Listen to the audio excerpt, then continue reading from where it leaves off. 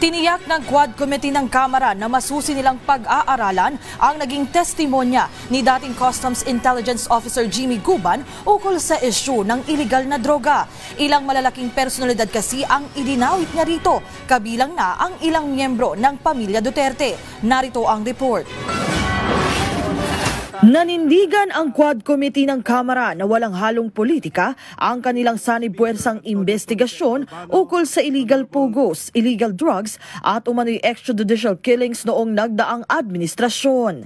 Kahapon, umarangkada na ang unang pagdinig ng joint panel sa Bacolor, Pampanga na dinaluhan ng daan-daang kongresista, mga opisyal at iba pang personalidad.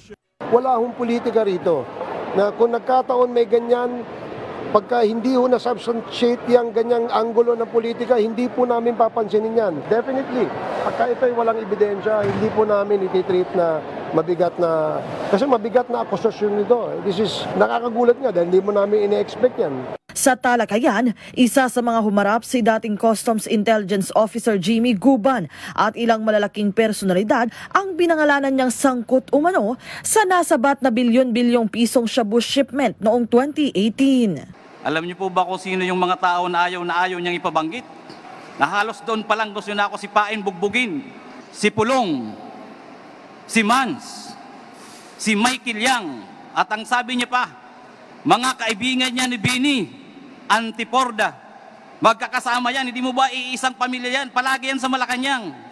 Partikular niyang tinukoy ang asawa at kapatid ni Vice President Sara Duterte na sina Attorney Man Scarpio at Davao City 1st District Representative Paulo Duterte, kasama na ang nooy Presidential Economic Advisor ni dating Pangulong Rodrigo Duterte na si Michael Yang. Idinawit din ni Guban sina dating DNR Undersecretary Benny Antiporda at ang kasalukuyang Executive Director ng Presidential Task Force on Media Security o PTFOMS na si Yusek Paul Gutierrez.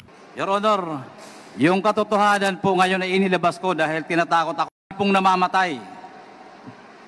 Ngayon po nakita ko po na maganda ang pagserbisyo para sa hustisya ng ating bayan. Dati nang itinanggi ni Carpio na may kinalaman siya sa anumang isyu ng iligal na droga. Sa isang pahayag, iginiit naman ni Congressman Duterte na sinungaling umano si Guban at walang kredibilidad.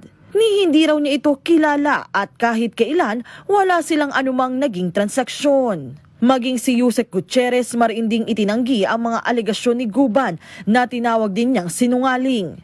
Dumipensa rin si Antiporda ukol sa issue. Una, hindi ko siya kilala. Never ko siya nakita, never ko siya nakausap. Second, si Congressman Pulong, hindi ko rin kilala. Hindi niya rin ako kilala. Minsan di kami nagkausap, okay? Si Michael Yang, hindi ko rin kilala. Minsan di ko rin nakausap. Si Mans Carpio, ganun din. I don't think na credible itong mga pinagsasabi niya. Then in the first place, never tayo na-involved sa corruption. Diyan pa kaya sa drugs, na-involved tayo.